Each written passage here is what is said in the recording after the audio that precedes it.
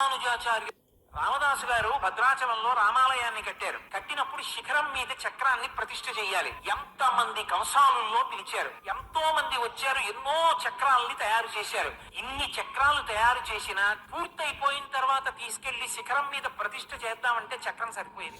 రామదాసు గారు బెంగెట్టుకున్నాడు, ఏమిటి చక్ర ప్రతిష్ఠ అవ్వట్లేదని. ఒక రోజున రామచంద్రమూర్తి కల్లోకి వచ్చారు. ఓయి గోపరాజా, నువ్వు చేయించిన చక్రం దీనికి ఇమడదు.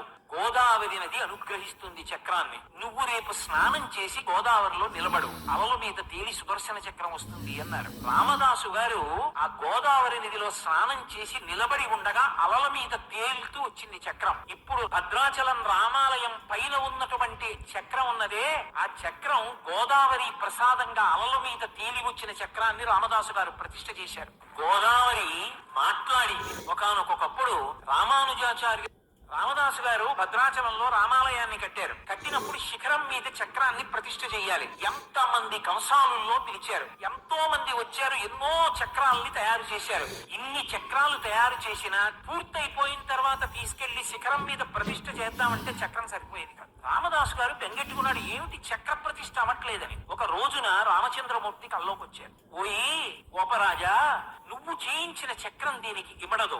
గోదావరి నది అనుగ్రహిస్తుంది చక్రాన్ని. నువ్వు రేపు స్నానం చేసి గోదావరిలో నిలబడు, అలల మీద తేలి సుదర్శన చక్రం వస్తుంది అన్నారు. రామదాసు గారు ఆ గోదావరి నదిలో స్నానం చేసి నిలబడి ఉండగా అలల మీద తేలుతూ వచ్చింది చక్రం. ఇప్పుడు భద్రాచలం రామాలయం పైన ఉన్నటువంటి చక్రం ఉన్నదే, ఆ చక్రం గోదావరి ప్రసాదంగా అలల మీద తేలి వచ్చిన చక్రాన్ని రామదాసు గారు ప్రతిష్ఠ చేశారు. గోదావరి మాట్లాడింది. ఒకానొకప్పుడు రామానుజాచార్య